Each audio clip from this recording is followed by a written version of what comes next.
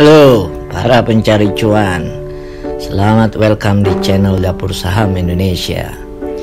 Channel yang akan membawa lo semua sadar akan kenyataan di bursa saham. Lo pernah dengar nama Lo Keng Hong? Lo Keng Hong pernah bilang dia suka banget sama saham Mercy harga bajai. Gua mau bilang ini nggak berlaku bagi lo yang modalnya tipis. Kalau lo belum tahu siapa Lo Keng Hong, gue ceritain sedikit. Om Lo ini mulai dikenal sejak pandemi COVID merebak. Gara-gara banyak orang masuk pasar saham untuk mencari peruntungan. Begitu juga generasi milenial dan generasi post milenial yang mulai masuk pasar saham dengan berbagai motif dan alasan. Usia Om Lo sekarang udah 63 tahun. Salah satu yang awal mengintrodusir Om Lo ini adalah Lukas Setiatmaja, seorang pengajar di Universitas Prasetya Mulia yang suka nulis buku tentang investasi dan strategi finansial. Di laman Wikipedia, Om Lo di tahun 2012 silam aja udah punya aset berupa saham bernilai 2,5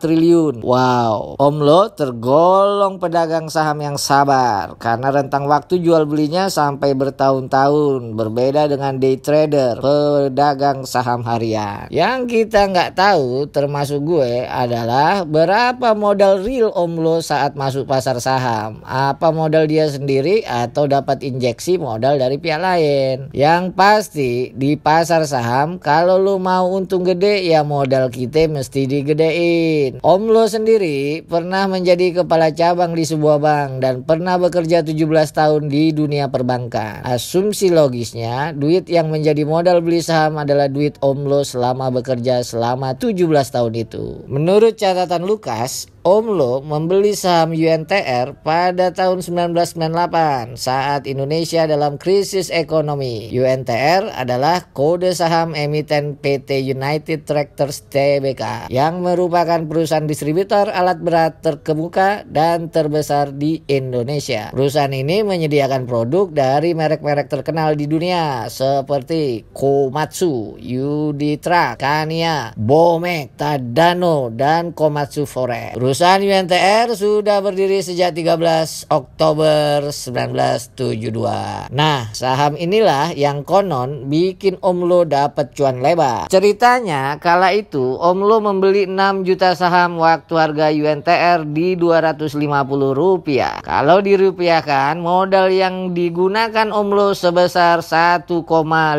miliar. Jadi, kalau lo mau realistis di pasar saham dan ngikut jejak Om Lo ini, modal lo jangan kurang 1,5 miliar. Dan modal itu nggak akan lo gunakan selama tidak kurang dari 6 tahun. Ada duitnya lo. Moral cerita dalam video gua kali ini, jangan pernah lo mau banding-bandingin lo dengan orang lain. Apalagi kalau lo pedagang saham modal tipis yang modalnya di bawah 1 miliar rupiah. Ada pepatah bangsa Yunani, do not compare a fly with an elephant. Jangan bandingkan seekor lalat dengan seekor gajah. Maksudnya sia-sia nggak ada gunanya. Apa yang bisa kita petik pelajaran dari Om Lo Keng Hong ini? Bukan saham Mercy harga bajai. Menurut gue pelajaran yang bisa diambil dari Om Lo kuliah di perguruan tinggi dan kerja dulu belasan tahun supaya bisa cuan lebar karena emang modalnya juga besar. Soal kuliah di perguruan tinggi, asal lo tahu ya, sebuah sensus global terhadap para miliarder orang-orang terkaya di dunia menunjukkan hampir 2/3 orang-orang super kaya ini memiliki ijazah universitas. Data lain, 10 orang terkaya tahun 2022 semua pernah duduk di bangku kuliah. Gue bisa bacain daftarnya. Elon Musk dari University of Pennsylvania, Jeff Bezos dari Princeton University.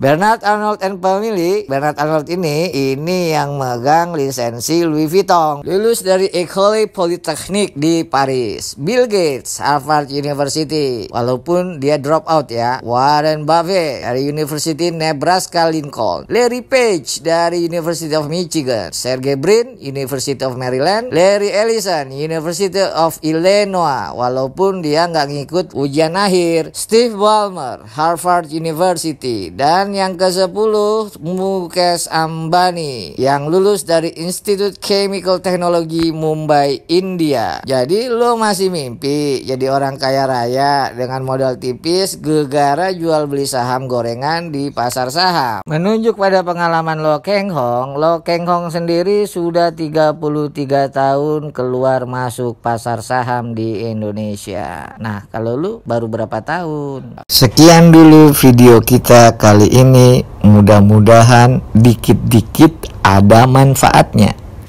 Terima kasih ya udah nonton channel Dapur Saham Indonesia.